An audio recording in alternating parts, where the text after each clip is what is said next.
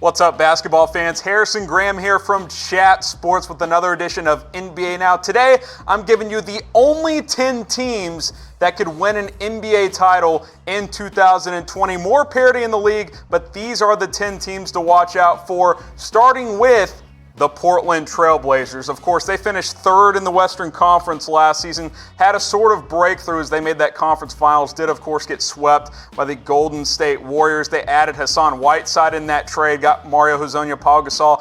Fairly quiet offseason. They lost Seth Curry, Al-Farouq Aminu. So I actually think they got a little bit worse overall because they didn't really add anyone of note, especially losing Seth Curry shooting. I think that's going to be a big deal. So they come in at number 10 for me of NBA title contenders. Of course, it's all about Damian Lillard and CJ McCollum when it comes to the Blazers. We know about the production. They can both score at will. They dish it out a little bit. Good three-point shooters. The problem typically with these guys is on the defensive end. And as a whole, Dame and CJ are going to do their thing, but are they going to get enough help from the rest of this Blazers roster? Again, Dame, CJ in the backcourt. You got Rodney Hood back. Yusuf Nurkic at some point should come back. You got Whiteside coming off the bench. Maybe Zach Collins takes another step. So overall, I don't love this roster. You got a great backcourt, but is it enough to get over the top in the NBA?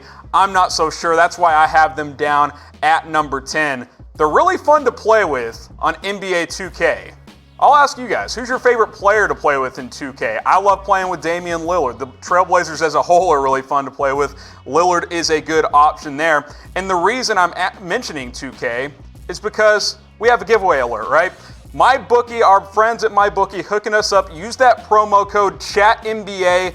100% bonus. You put down $100, you're going to get $100 for free, plus a copy of NBA 2K20. All you got to do, sign up, deposit, place that bet, email us at promo@chatsports.com. Again, use that promo code CHATNBA. You place that bet, we will send you a copy of NBA 2K20 when it releases on September 6th.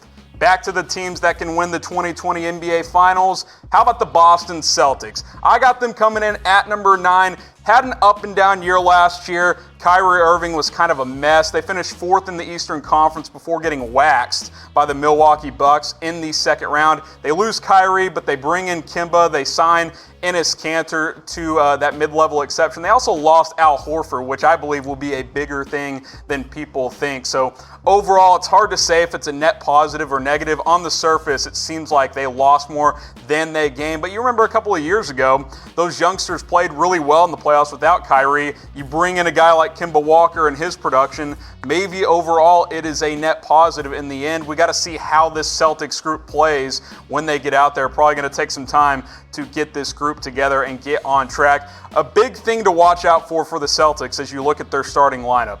Gordon Hayward. Boston believes that he is going to be closer to Utah Gordon Hayward than what we saw last year. Now that he's over a year removed from the injury, we saw flashes at the end of the year. If Tatum and Brown can take that next step, you still got Smart coming off the bench. If Hayward can be the all-star type player he was a few years ago, this Celtics team will contend in the Eastern Conference.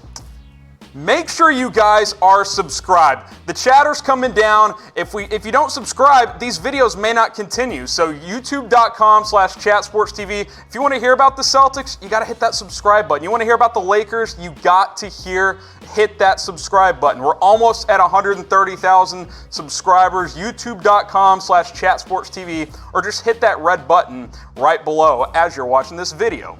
Team number 8, the Utah Jazz.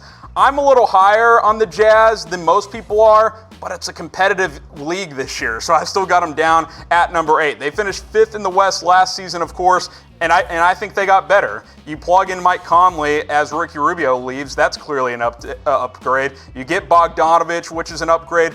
Yeah, you lost Kyle Korver, Derek Favors, I mentioned Rubio, but you add bench pieces like Jeff Green, Emmanuel Mudiay, and Ed Davis. I think this is a deep and competitive roster. You don't have that star power, but you've got a very deep team, and Mike Conley being the key guy that you got this offseason, traded for him, of course.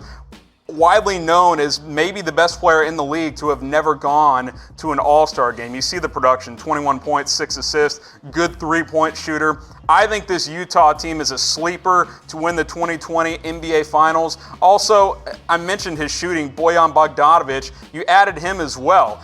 This team needed shooting, especially when they lost Kyle Korver, and he's not just a three-point shooter. He scores 18 points per game in Indiana last year. This guy is going to help space the floor in this Jazz lineup. I think he plugs in and plays that stretch four position, which, yeah, defensively that's going to be challenging against a lot of teams, but when you have Rudy Gobert playing center, that's okay. He's the best rim protector in the league. And I mentioned the depth, Moutier, Exum, Jeff Green, Ed Davis, all these guys coming off the bench. This team goes 9 or 10 deep. Not a lot of these contenders can say that. A lot of them are loaded with their first core 4 or 5 players, and then that bench doesn't look so good. That is not the case with the Utah Jazz. And speaking of jazz, what's your favorite genre of music? I'm not a jazz man myself, unless I'm in New Orleans. That's some pretty sweet jazz, but I've only been there once, so doesn't really count. What's your favorite kind? You a rap person? You like country? I highly doubt we have a lot of country watchers, but I could be wrong. Feel free to comment below what your favorite genre of music is in the comments section. Keep things rolling here. We got the Houston Rockets coming in at number 7. I'm not sold that this whole Russell Westbrook, James Harden thing is going to work. That's why I've got them a little lower on my list. Of course, lost to the Warriors in the second round last year. 4 straight year they were eliminated by the Warriors. So Daryl Morey, they wanted to spice things up in Houston, so they trade for Russell Westbrook, and this is what they gave up for him. Obviously, they were able to get rid of Chris Paul's contract, gave up a couple of first-round picks, and then a couple of pick swaps as well to re-team up Russell Westbrook with James Harden. Of course, they played together back in OKC 6 or 7 years ago. Look, their production is going to be good. I'm not denying that. They averaged almost 60 points combined last season. They're probably the 2 biggest triple-double threats in the NBA, especially when you consider Russell Westbrook has averaged a triple-double the last 3 seasons. But Westbrook does not fit this three-point shooting system that Mike D'Antoni likes to implement, so he's going to have to adjust that. And if you look at that lineup, yeah, Harden can shoot, Gordon can shoot. Not a lot of shooting otherwise, though. Tucker's a good corner three-point shooter. Look, it was worth the risk for the Rockets. I just don't think they're going to go from a second-round type of team to necessarily winning the title. That's why I got them number 7 on my list. So my expectations, I think this is a second-round type of team, maybe a conference finals if everything goes right. But I want to ask you guys, what should the Rockets' expectations be next season? Is this title or bust? I think if that's your answer, you're being a little bit unrealistic. I think this is going to take some time. I'm not convinced it works at all in the end, but I got them at number 7. Feel free to comment below your thoughts on the Rockets' expectations. Moving forward to number 6, the Denver Nuggets. Breakout season last year. Finished second in the West before losing that heartbreaking 7-game series to the Portland Trail Blazers in the second round. They quiet offseason overall. They kind of re-signed some guys. They brought back Paul Millsap. They traded for Jeremy Grant, which is a sneaky good move by them. Helps bolster their bench and adds a defensive player who can shoot a little bit as well. So I liked that move. Overall, pretty quiet, though. This team goes as Nikola Jokic goes. His last 4 seasons, you see the progression. As a rookie, 10-7. Second-year player, 17-10. 18-11 2 years ago. Last year really broke out, almost averaged a triple-double, 20, 11, and over 7 assists. And it kind of reflects in how the Nuggets' last 5 years has gone. As he's improved, the Nuggets have improved. 30 wins 5 years ago. They jump up to 33. Then they play 500 ball. 2 years ago, they got to the last night of the season before they were eliminated from the playoffs. Then again, I mentioned it earlier, were able to break through in 2019 where they won 54 games, good for second in the West. And Jokic has good pieces around him. You've got an emerging young star in Jamal Murray at point guard. I look for him to take another step forward. Can Gary Harris be that clear third option for the Nuggets? We know he's a good defender. He's had some injury problems, needs to improve his three-point shooting. Paul Millsap's a solid vet. Will Barton can score. We'll see if Michael Porter Jr. is a factor off the bench this year, but Monte Morris was a good find in the second round a couple of years ago. I like Malik Beasley, and again, Jeremy Grant. This is kind of like the Jazz. They don't have a ton of star power on the front, but they have a lot of depth. They brought back their core. This is how you build if you are a small market team. I like what Denver's doing. I got them at number 6.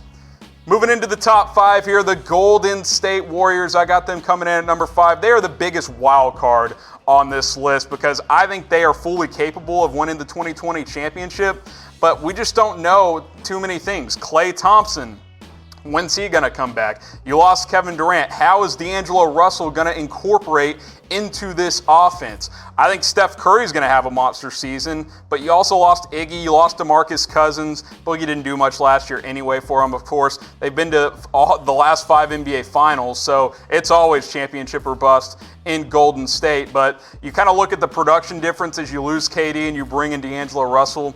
Obviously, D'Lo's not replacing Kevin Durant. No one's saying that. But I think it's enough to keep them in playoff contention until Klay Thompson comes back. And if Klay comes back early enough and this group can gel together, I think this team can make a run. And I think Steph Curry might win his 3rd MVP. He's going to have to carry the load until Klay comes back. KD and Klay averaged 48 points per game last year. Neither of those guys are going to be there. Durant's gone. He's out for the season in Brooklyn, most likely.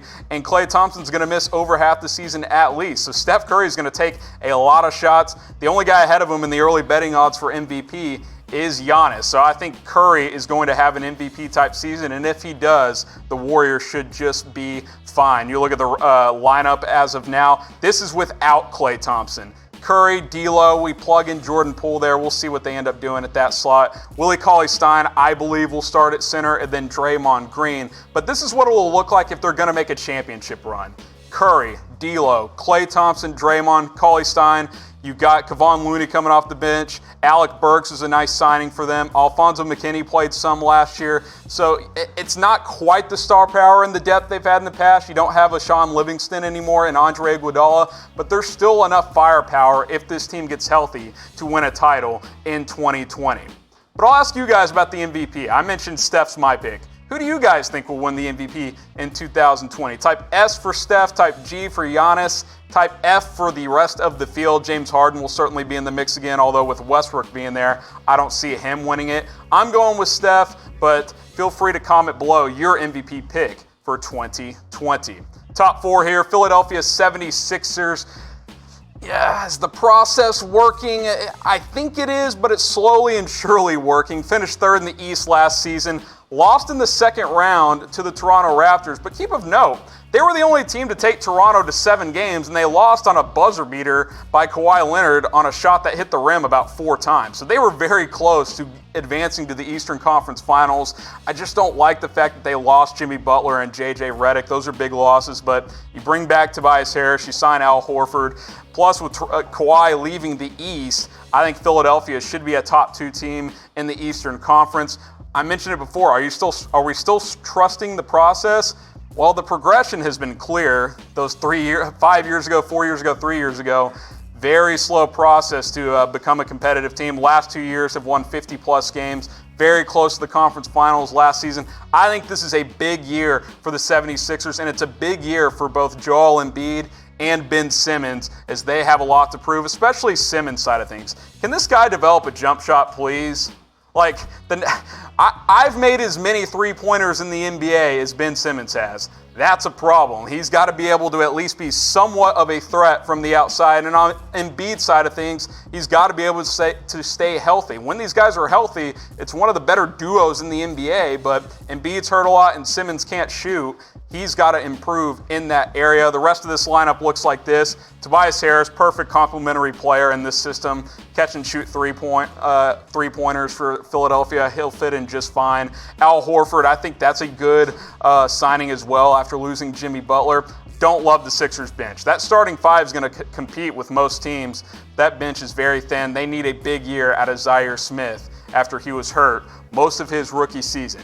76ers are a pretty fun 2K team. Why do I bring it up? Because we have a partnership with MyBookie and 2K. Go to MyBookie. Sign up and deposit. Place that first bet. You put down $200, you're going to get $200 for free. And by the way, we'll throw in a copy of NBA 2K20 for you. So email us at promo@chatsports.com.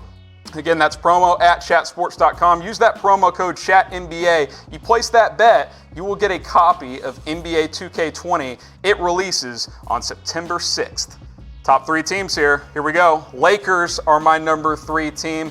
Did not make the playoffs last season, as we all know. They did do that blockbuster trade to land Anthony Davis, kind of the first domino to fall before free agency hit. Added several vets to fill out the roster after they missed out on Kawhi Leonard. I like what the Lakers are doing. Obviously, if they got Kawhi, they would probably be my number 1 team on this list. But you look back at that trade, obviously, to me, anytime you get the superstar, you win the trade. And that's what happened here. You got Anthony Davis to LA. Obviously, the Pelicans got Brandon Ingram, Lonzo Ball, Josh Hart, and some first-round picks. But Anthony Davis and LeBron, I think it's the best duo in the NBA. The question is going to be, can the rest of this roster be good enough around them? I mentioned some depth pieces they signed. Look, they got a lot of solid vets. Danny Green, Avery Bradley, both two-way players there. Boogie Cousins, big wild card for them. Is he going to be the all-star Boogie, or is he going to be the guy that's always hurt now? Big question mark there. They brought back Rondo, brought back KCP as well. KCP can shoot a little bit. Rondo can run that second unit.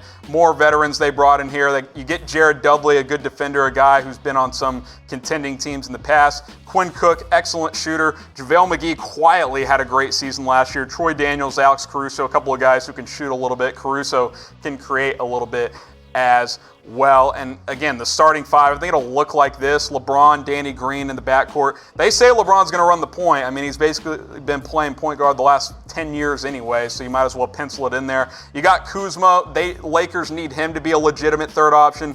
Anthony Davis should have a monster year. Right now, I got KCP plugged in there, but that's interchangeable. Maybe they play big and start DeMarcus Cousins. So that all being said, I got the Lakers as my number 3 team to win a title in 2020. Milwaukee Bucks coming in at number 2.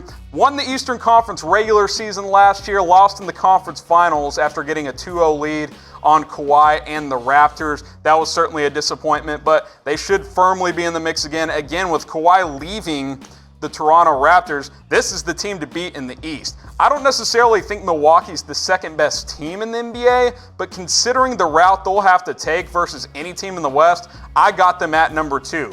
You bring in Kyle Korver, Wesley Matthews, a couple of guys who can shoot. Robin Lopez re-signed a big core. I mean, you look at these 3 guys they brought back, had to bring them back. Chris Middleton, Brook Lopez, George Hill. George Hill played better than Eric Bledsoe in the playoffs last year. He's played in a lot of big playoff series. That's a key re-signing for them as well. You lost Malcolm Brogdon, but otherwise you pretty much kept this core intact. And you've got the MVP, Giannis, 28, 13, 6.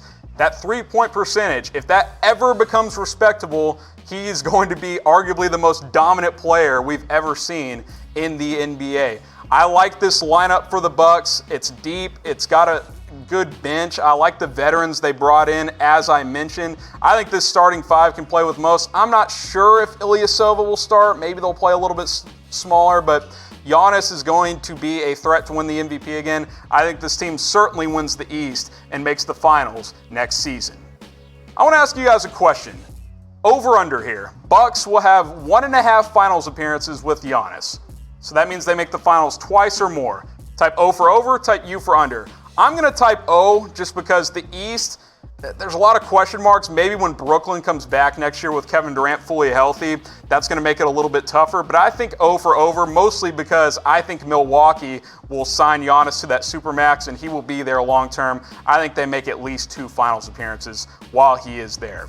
Top team, you guys know it. Clippers finished 8th in the West last season, but we all know what they did this offseason. You got Kawhi Leonard. You traded for Paul George. Yeah, sure, you lose Gallinari, SGA, Wilson Chandler. Who cares, though, right? I mean, those are nice pieces, but when you bring in 2 of the top 10 players in the NBA and maybe the best player on the planet in Kawhi Leonard, you're going to be in contention, and I think the front runner to win the 2020 NBA championship. You look back at that trade for Paul George. Yeah, it's a lot, but you basically traded for Kawhi as well. That's the thought process here. Gave up 5 first-round picks, Gallinari, Alexander, a couple of pick swaps. That's what you do when you're chasing championships, though, and that is exactly what the Clippers are doing. Obviously, Kawhi and Paul George are going to be the 2 superstars for the Clippers. They're going to average 55 points combined probably. They're going to rebound a lot. They're going to play good defense. And that's the main reason I like this Clippers team. Not just the star power, not just the names. They're going to be a really good defensive team. You got the best defensive guard in the NBA in Pat Beverly. Shamet's a nice defender as a young player. He'll help space the floor as well. Zubats can play defense and rebound. Then that bench is loaded. Lou Williams, Magruder, Harkless, JaMychal Green, Montrezl Harrell. Lou Will and Montrez, that's the best six-man duo in the NBA. This is what the crunch time lineup will look like. I mentioned those two guys, Lou Will and Montrez, surrounded by Kawhi, Paul George, and Pat Beverly. Yeah, that lineup is going to be almost impossible to beat, and that's why the Clippers are my number one team to win a championship in 2020 out of the 10 teams I went through. Speaking of Clippers, I gotta ask you guys, does anyone actually like getting a haircut? I mean, anybody. And I don't mean just getting a haircut. Me and Tom have talked about this in the past. I don't like having to drive up there. Then you gotta wait. Then you gotta do the small talk process and all that stuff with the weird person cutting your hair. I don't want to deal with it. But if there's someone out there that actually likes their haircut experience, type Y below. I am firmly in the no category. I need a haircut, but I keep putting it off because I hate the process of it. But if you like it, type Y for yes, and I'll see you guys next time.